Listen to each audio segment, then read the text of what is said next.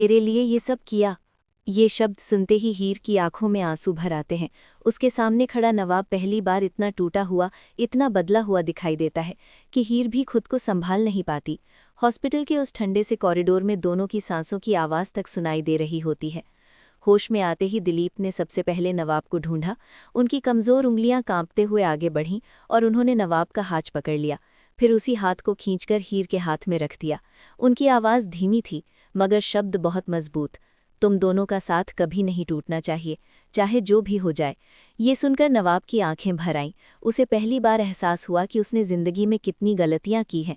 जिस लड़की को उसने हमेशा गलत समझा, वही आज उसके पिता की जान बचाने वाली बनी।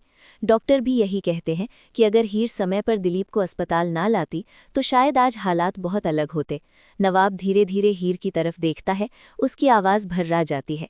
मैंने तुम्हारे साथ बहुत बुरा, तुम्हें हर बार ठुकराया, लेकिन तुमने फिर भी मेरा साथ नहीं छोड़ा। ये कहते हुए वो हीर को गले लगा लेता है। हीर भी खुद को रोक नहीं पाती। दोनों की आंखों से आंसू बहते रहते हैं। लेकिन तभी कहानी में एक ऐसा मोड़ आता है जो सब कुछ बदल देने वाला होता है। गुलाब दूर खड़ी ये सब देख रही होती है। उसके चेहरे पर गुस्सा, जलन और डर तीनों साफ दिखाई देते हैं। वो बुदबुदाती है, नहीं, ये रिश्ता फिर से नहीं जुड़ सकता, क्योंकि अगर ऐसा हुआ तो मेरा सबसे बड़ा राज सामने आ जाएगा। यहीं से शुरू होता है असली खेल। रात के समय जब हॉस्पिटल में सब शांत होता है, गुलाब चुपके से दिलीप के कमरे में जाती है। वो उनके सामने खड़ी होकर कहती है, आप चाहते हैं कि नवाब और हीर साथ रहें, लेकिन क्या आप सच जानते हैं? दिलीप हैरान होकर उसे देखते हैं। तभी गुलाब एक फाइल निकालती है। उसमें कुछ पुराने कागज़ और तस्वीरें होती हैं। गुलाब कहती है, हीर वैसी नहीं है जैसी दिखती है, वो इस घर में बदला लेने आई है। दिलीप ये सुनकर चौंक जाते हैं, मगर इससे पहले कि गुलाब कुछ और कहती, दिलीप का दिल जोर जोर से धड़कने लगता है और उनकी हालत फिर बिगड़ जाती है। दूसरी तरफ उसी रात हीर को एक अनजान कॉल आता है। कॉल पर कोई कहता है, अगर तुम चाहती हो कि दिलीप जिंदा रहें तो कल सुबह तक नवाब की जिंदगी से हमेशा के लिए दूर चली जाओ, वरना सच सबके सामने आ जाएगा। ये सुनकर हीर के पैरों तले जमीन खिसक जाती है। उसके हाथ से फोन गिर जाता है। उसकी आंखों के सामने पुराने दर्दनाक पल घूमने लगते हैं। सुबह होते ही जब नवाब खुश होकर हीर के पास आता है और कहता है कि वो सब ठीक कर देगा, तभी हीर अचानक बदल जाती है।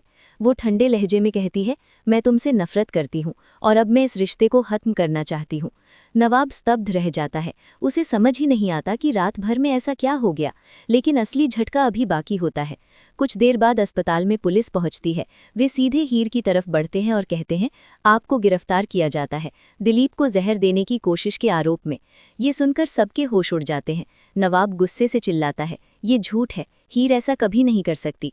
लेकिन तभी गुलाब आगे आती है और कहती है, सबूत मेरे पास हैं, और सच यही है कि हीर इस घर में बदला लेने आई थी। नवाब की दुनिया एक पल में टूट जाती है। वो हीर की तरफ देखता है, उम्मीद करता है कि वो कुछ बोले, खुद को बचाए, मगर हीर चुप रहती है। उसकी आंखों में सिर्फ एक दर्द होता है, जैसे वो जानबूझकर खुद को दोषी साबित होने दे रही हो। और यहीं पर आता है सबसे बड़ा, सबसे शॉकिंग ट्विस्ट। जैसे ही पुलिस हीर को ले जाने लगती है, दिलीप अचानक होश में आ जाते हैं और जोर से कहते हैं, रुको, हीर बेगुनाह है, असली गुनहगार। लेकिन वो पूरा नाम लेने से पहले ही फिर बेहोश हो जाते हैं। अब सवाल ये है, क्या सच में हीर किसी बड़े राज को छुपाने के लिए खुद को बलि चढ़ा रही है? क्या गुलाब का कोई खतरनाक सच सामने आने वाला है? और क्या नवाब समय रहते सच्चाई जान पाएगा, या फिर हमेशा के लिए हीर को खो देगा?